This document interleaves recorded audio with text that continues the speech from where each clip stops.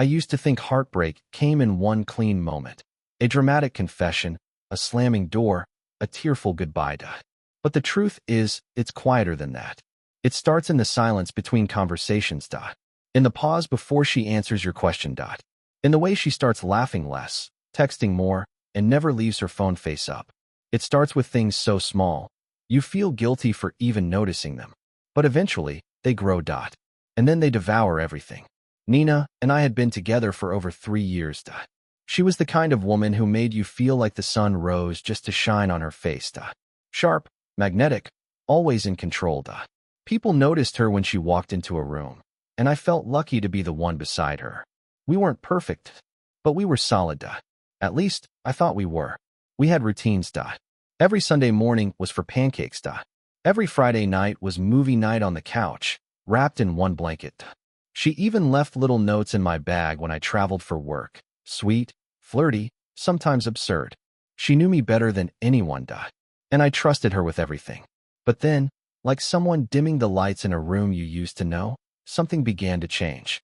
At first, it was barely noticeable. She seemed distant. Not cold. Not angry. Just mentally elsewhere. Like part of her had already stepped out the door. She started coming home later. Her explanations were always logical. Oh, just traffic. Had to stay late. Helping with a project. Stopped by to see my sister. But something in her eyes told me there was more. And every time I tried to bring it up, she deflected. She smiled more at her phone than she did at me. She started wearing perfume on days she said she was just running errands. And sometimes, when I walked into the room, she'd quickly close out of her apps like she was hiding a crime scene. I told myself not to jump to conclusions.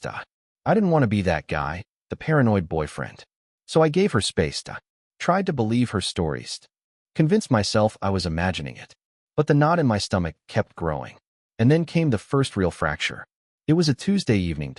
I came home early from work, planning to surprise her with her favorite Thai takeout. When I walked in, the apartment was quiet. Her laptop was open on the table, screen glowing. And on that screen, an email thread. The subject line read, "Last night was magic. Can't stop thinking about you." The sender? Adam. Someone I didn't know. Someone she'd never once mentioned. And worse, someone who wrote to her like they'd shared something intimate. I didn't read the whole thing. I couldn't. It felt like standing at the edge of a cliff, realizing the ground beneath me wasn't real. That everything I'd been building with her was standing on borrowed time. I backed away. Closed the screen. Set the food on the counter without a word. When she came home, she kissed me on the cheek like nothing had happened. Asked how my day was. Sat beside me and watched a show like she hadn't just shattered me. I didn't confront her. Not yet. Because I was terrified that if I asked the question, she'd give me the answer I already feared. After that night, after seeing the name, Adam, and reading the words, "Last night was magic," my world didn't just tilt. It cracked. But I didn't say anything. I couldn't. Because saying something meant facing it. It meant watching the illusion fall apart in real time. And part of me, the part still clinging to the old version of her, wasn't ready to let go. So I stayed quiet. But silence doesn't mean peace. It just means all the noise happens inside. That week, I started noticing even more. She smiled at her phone, but never when I entered the room. Her showers got longer. She'd lock the bathroom door, something she never used to do. She stopped offering to share her screen when she was working late. She stopped asking me to check her phone for directions when she drove. And when I asked, casually, "Hey, who's Adam?" she didn't flinch. She just said, "Oh, someone from work. He's in marketing." "What?" I shrugged. "Just saw the name somewhere." She laughed. "Don't get jealous now." That laugh, it sounded fake. Mechanical. Like a rehearsed line in a play she'd already performed for someone else. That night, I barely slept. I lay in bed, watching her back as she breathed steadily, and I wondered how many times she had lied to my face with that same calm, perfect rhythm. The next morning, I made a decision. I needed proof. Not to confront her, not yet, but because I had to know who I was really sharing my life with. So I started watching. Really watching. She had changed her phone passcode, but she still backed up her messages to the cloud. I dug. It wasn't easy. It felt wrong. But betrayal does that. It makes you question your own morals just to understand theirs. And when I finally got access, what I saw didn't just confirm my worst fear. It redefined it. Photos, texts, videos. Not just from Adam, but from multiple men. Flirty messages, late-night plans. One text even said, "He's so clueless. It's almost fun at this point." That one shattered me. It wasn't just the cheating. It was the contempt. The way she turned my loyalty into a punchline. The way my trust had become her private joke. I remember staring at the screen, hands shaking, eyes burning, and thinking, this can't be real. There's no way this is the same person I held while she cried about her mother. The same person I made breakfast for every Sunday. But it was her. And the realization hit me harder than the betrayal itself. The woman I loved no longer existed. Or maybe she never did. I didn't explode, didn't yell, didn't throw her stuff out into the hallway like you see in movies. Because the kind of betrayal I felt, it doesn't boil over. It freezes you. And in that cold silence, I planned everything. I printed out the messages, not all of them, just the ones that couldn't be explained away, the ones with dates, times, photos, the ones where she called me a puppy, said she'd mastered the art of lying to my face, said I'd never find someone better because I'm too boring to matter. It wasn't just cheating. It was mockery.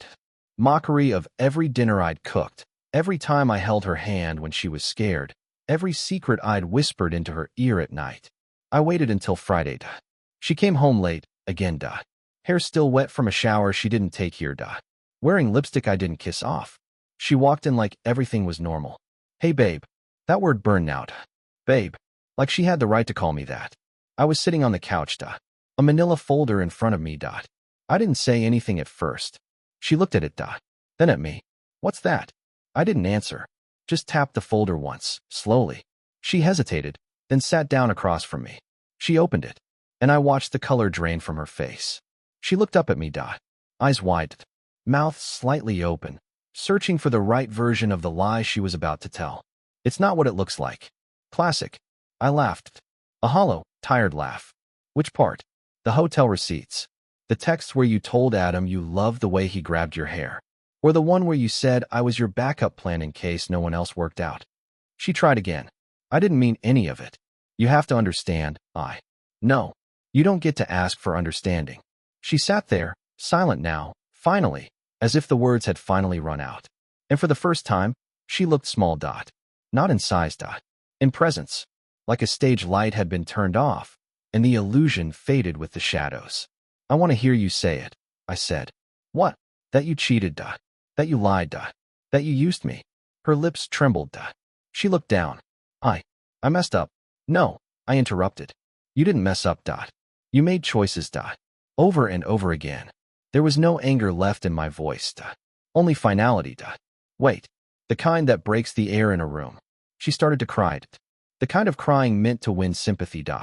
Not the broken, ugly sobs of regret, but calculated, practiced tears. I didn't flinch, because by then, I knew what they were worth. Nothing.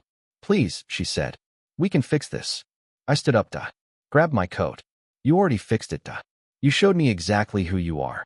And with that, I walked out. Not just from the apartment. Not just from her, but from the lie I'd been living in. When I closed that door behind me, I expected silence. But silence isn't what came next. Within 20 minutes, my phone started lighting up like a slot machine. First, a text. Then 3. Then calls. Voicemails. More texts. Please come back. I didn't mean to hurt you. Let's just talk, please. You misunderstood everything. You're throwing away years for a mistake. And then, if you leave me now, you'll regret it. That one hit different. Because it wasn't an apology. It was a threat wrapped in desperation. She wasn't sorry for what she did. She was sorry I found out. I turned off my phone for the night. Sat in a cheap hotel room. A single suitcase. No plan. Just the rawness of freedom and betrayal wrestling inside me. I didn't cry. I didn't scream. I just sat there, staring at the ceiling, trying to remember the last moment she looked at me with genuine love. I couldn't find one. The next few days were a blur of avoidance. She showed up at my work. Waited outside my building. Sent emails from burner accounts when I blocked her real one. She even messaged my sister, telling her I was overreacting, that it was emotional cheating at worst, that she loved me, and people like me never find love twice. Friends started reaching out too, Some of them tried to stay neutral. Some said they didn't want to get involved. But one, just one, told me something I'll never forget. You were always too good for her, but she wore you down until you stopped believing that. That one sentence, felt like the first real step toward healing. Then came the last message she ever sent me. I hope you're happy. I hope being alone feels better than being loved. I stared at it for a while. And for the first time, I didn't feel anger. Or pain. Or regret. I felt peace. Because I finally understood. What she called love was just possession. What I walked away from was something real. And what I walked toward was the beginning of something much more powerful. Myself. Healing doesn't arrive in thunder. It comes like rain after a long drought, quiet, hesitant, almost invisible at first. But slowly, the ground changes beneath you. That's how it was for me. I didn't wake up one day feeling better. There was no single moment where I said, I've moved on. No, it was gradual. One day, I realized I hadn't thought about her in the morning. Another day, I laughed, genuinely, without a trace of her in the back of my mind. And eventually, I looked at my reflection and didn't see the man she left behind. I saw someone new, someone stronger. I started doing the things I had once stopped doing to make space for her. I played music again. Started running every morning, not to escape the pain, but because I wanted to feel alive. I saw old friends, the ones she called a bad influence. And for the first time in years, I felt surrounded by people who didn't want to change me, just see me. I read. I traveled. I breathed. Not to prove anything. Not to level up, but because it felt good to exist again on my own terms. Months passed. Then, almost a year later, I bumped into a mutual acquaintance. She told me Nina had moved away. New job. New boyfriend. Same games. Apparently, he found messages too. Apparently, she cried again. Begged again. But this time, it didn't work. That's the thing about manipulators. They get good at the first act. But people start recognizing the script. I didn't feel joy. Didn't feel pity either. I just felt done.